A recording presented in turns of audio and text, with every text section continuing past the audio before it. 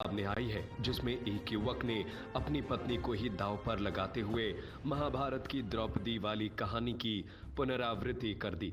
शराब और जुए की लत में वो अपनी पत्नी तक को दांव पर लगा बैठा। इस घटना के बाद जब आरोपी ने युवक की पत्नी थाने पहुंच गई और कार्रवाई की मांग की है। इस घटना के बाद जब आरोपी युवक की पत्नी थाने पहुंच गई और कार्रवाई की मांग की है। दरअसल मामला मौरानीपुर कोतवाली क्षेत्र के ग्राम कुआं गांव स्यावनी से जुड़ा है। गांव की रहने वाली महिला ने बताया कि गांव के दो दबंग किस्म के लोग रोज बड़े पैमाने पर जुआ खिलवा रहे हैं। किराने की दुकान की आड़ में अवैध कच्ची शराब बेचने और जुए की फड़ लगवाने का धंधा चलता है। शराब के साथ चखने के लिए मांस मछली का भी यहाँ प्रबंध रहता है। कई बार ग्रामीण युवक नशे में धुत होकर जुआ खेलते खेलते हार जाते हैं तो उन्हें इस शर्त पर पैसा उधार दिया जाता है कि अगर वो नहीं चुका पाए तो उक्त युवक के घर की महिला उसके पास आएगी। कुल मिलाकर अगर ये कहें कि लोग जुए की लत में अपनी पत्नी तक को दांव पर लगाकर उधार ले लेते हैं। यहां तक कि ये माफिया 1000 पर 50 रुपए प्रतिदिन तक का ब्याज वसूलते हैं। ये दबंग जुआ माफिया अब तक गांव के दर्जनों परिवार के युवाओं को बर्बादी की कागार पर पहुंचा चुके हैं। पीड़िता ने आरोप लगाया कि उसके पति को भी दोनों ने जुआ शराब की लत लगा दी और 3000 रुपए देकर जुआ खिलवाया। जब वो हार गया, वो तय समय पर पैसा नहीं दे पाया तो दोनों बदमाशों ने शर्त के अनुसार उसकी पत्नी को एक रात के लिए लाने की शर्त रख दी।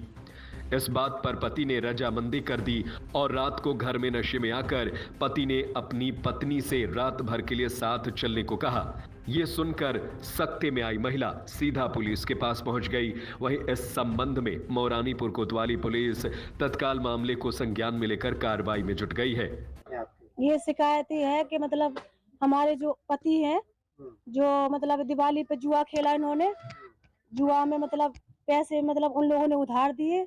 कई बार मेरे ससुर ने भी मना करा, कई बार मेरे दादाजी ने भी मना करा, उनके पैर भी छुए कि मेरे मतलब लड़के को पैसे मत देना, फिर भी नहीं मानते। हमने भी मना करा कि मेरे आदमी को पैसे मत देना, तो मतलब वहाँ बिठा के ताश खिलाते।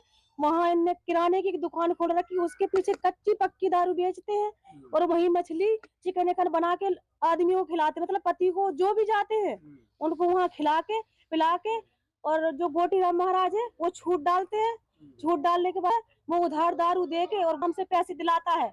उधार मतलब उधार पैसे दिला के और उधार पैसे दिला देगा। जब वो पति नहीं दे पाते पैसे तो कहते हैं अपनी औरतों के लेके आओ एक रात के लिए हमारे पास। आपसे कहा है? हाँ, हमसे कहा है, कई बार कहा हमने, कितने बार कर्जा दिया, जितने बार भी कहा उन लोगों ने।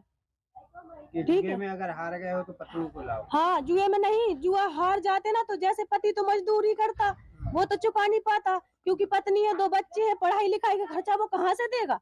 तो कम से कम उसकी जगह जमीन है, उसके पीछे उसे पैसे दे देते। फिर बाद में जब वो कर्जा नहीं दे पाता तो उसे मारने की भी धमकी देते कि तुझे मारूंगा। ठीक है, मारने के बाद बच्चों को गाली गलौज करते हैं, मुझे भी गाली गलौज करते हैं और कहते हैं अपनी पत्नी को लेके आओ एक रात के लिए, जब हम पैसा तुम्हारा माफ कर देंगे।